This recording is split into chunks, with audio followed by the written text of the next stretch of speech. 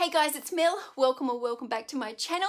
Today is Monday and it is week 4 of the new year, and I'm just as excited this week as I was the very first week of the year, so that is a great sign. I've got a few things to talk to you about today. Before I package these items, I want to show you 5 things that I sold for over $50, and then I need your help with the dilemma that I'm in. So this is a bundle of young adult fiction, and this is by Robert Muchamore, and this is the Henderson Boys series. So I've bundled together 6 of these books and I've sold them for $49.99. So this is a really nice gardening book. It's a really large illustrated book and it's really heavy, but this book is also sold for $49.99. This is a 7-pack of science fiction books, and this is part of the saga of the Seven Son. I know it's a little hard to read here with all the plastic, but it's by an author called Kevin Anderson, and this is sold for $67.95. Now this is a great sale, and this is called the Logo Board Game. Now I bought this for $4, and I've just sold it for $99 plus $14.95 post. Cha-ching! This is a box set of the Encyclopedia of Aboriginal Australia. Now, I picked this up a couple of months ago because it was in one of my videos. I showed it in the haul that I picked it up, and I paid $20 for this box set. But I've just sold this for $99 plus $9.95 post. Now, I want to tell you a story. On Saturday, I was scrolling the Facebook marketplace and I came across this person who was selling a whole lot of bookshelves. And I know I don't really need shelves, but these were pretty cool bookshelves and they were selling them for cheap. And so I just sent an inquiry off to ask how many of the bookshelves they actually had. So the girl that was selling them, she messaged me back saying that they'd already sold, but letting me know that she had another type available if I was interested. So she sent me through a few photos of these old bookcases that she had, and I wasn't interested in the bookcases. But what I noticed was these bookshelves were in kind of like a large warehouse looking area, and there was a lot of books around the bookcases. So I sent her back a message saying, I'm not really interested in those bookcases, but I'm interested in the books. Are any of those books available? And she sent me back a message saying all the books were being donated to the charity shop on Monday. And I was like, what? No!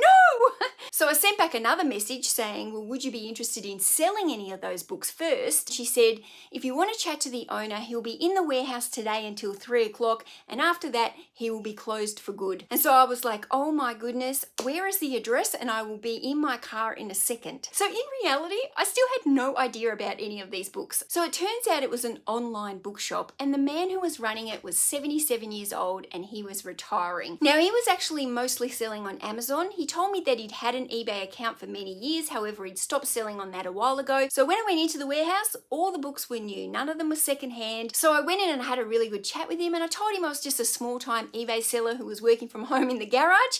And so he told me that I was welcome to choose any of his books if I was to pay $1 a book. Here we go again. Cha-ching! So he gave me a trolley and I started to go through and pick some books. Obviously, he'd been running down this business for the last few months because he knew he was going to retire. So a lot of the books that I was price comping, they weren't really selling for high amounts. They weren't high-end books, if you know what I mean. But he had bulk stacks of all these books, which means one listing, multiple items. Easy. So because most of them were the low-end books, I was trying to look for books that I'd be able to bundle up as much as possible. From this point onwards, down the end of the table, these are all the books that I picked up from his store for $1 each. Most of them I'm going to be able to make into pairs or bundles. Some of these country and western romance books, I'm going to bundle those with other ones that I buy from the thrift store. And I've got some cooking books down here and a few other miscellaneous books I bought from him here. I got some kids' Paw Patrol here. There's 3 different types of books there, so I'm going to bundle those kids' books into packs of 3 and sell those for about $30. So what a great pickup. I get to do single listings with multiple books, which I don't normally get to do that very often because I'm selling secondhand books. Oh, and on the way out, I saw that he had 2 massive bubbles of bubble wrap that was sitting up on the shelf. So as I was buying the books, I said to him, how much do you want for your bubble wrap? And he said to me, he goes, oh, you can have that. And I was like, oh, really? And he goes, yeah, but I'm still packing Amazon orders till the end of the day. He said, but if you come back here Tuesday, I'll have had everything cleaned up. He said, but you can just come in and take all the bubble wrap that we've got for free. Boom. So guys, always have your eyes out because you never know who you can do business with. That lady on Facebook was not even selling any of those books, but it was just because my beady little eyes scanned for those books and I straight away asked her that question. If I hadn't have asked, I would never have known that and I would have missed out on that deal. Okay guys, we need to have a serious chat here now because I am in a dilemma. I've been thinking a lot these last few weeks about my business, about the future of my business, how I'm growing it. So in the last 3 weeks, I have nearly listed 1,000 items in my store. 958 items in 3 weeks to be exact, guys. And you have to remember that I'm also selling a lot of bundles of books. So when I do 958 listings, that does not mean 958 books. That could actually equate to almost 2,500 odd books that have gone into my storage in these last few weeks. So one thing that's become quite clear to me is that I am going to run out of room in this shed within a couple of months if I don't look at making some kind of changes. One thing that I know is I absolutely love selling book bundles, and the book bundles bring me great profit, and I have great average sale price from my book bundles. To get my entire average price higher in my entire store, should I be focusing more on the book bundles and more on bringing in another niche where I can get that same average sale price? So I guess my issue is I don't have a problem finding 200 books to put into my store every week. I don't have that problem. I could probably source 500 books if I really wanted to. But it is harder for me to source 200 bundles of books a week. I do have a lot of books that are still in my store that are listed for under that $20 mark, and they include free shipping. Now, I'm totally all about a bread and butter store, and I'm quite fine to sell some lower end items with the higher end items.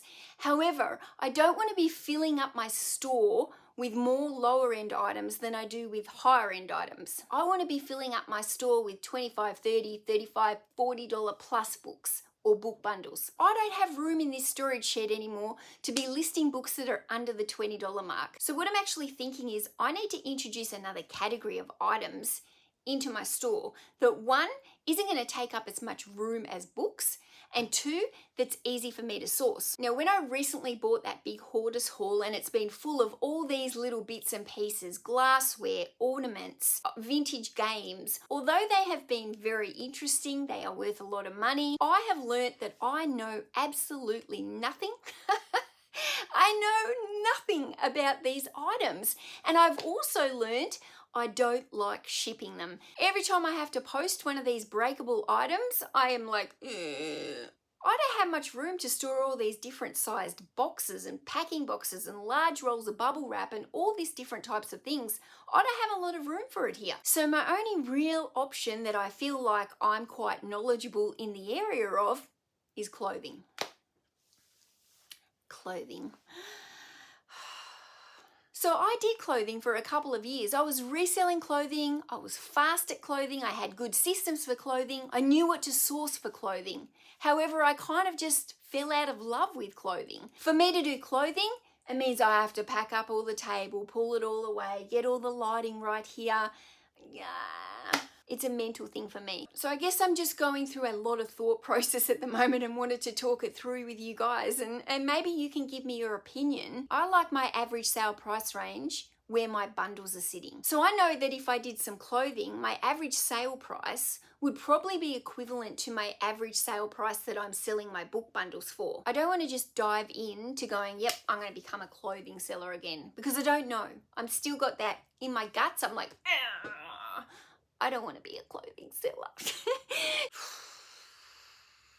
So that was a lot of verbal diarrhea, wasn't it? I think definitely I need to have another chat with Chris from Daily Refinement and get him to help me work through this in my head, because I don't want to be scatterbrained about this. This is not the year for scatterbrained Mel. This is the year for focused Mel. I know that I've got a couple of months. I've got a couple of months before I think that the storage in here is going to become quite a problem. But I do think it's probably only 2 months away. Oh, the life of a reseller. So much questioning and pondering always. I do know that I don't want to be in anything store. I do know that. I do not want to be in anything store. I do want to narrow down on my niches. I'm not interested in being in anything store. So hit me with your thoughts, because I need all the advice I can get from my friends. Oh, my brain hurts thinking about it.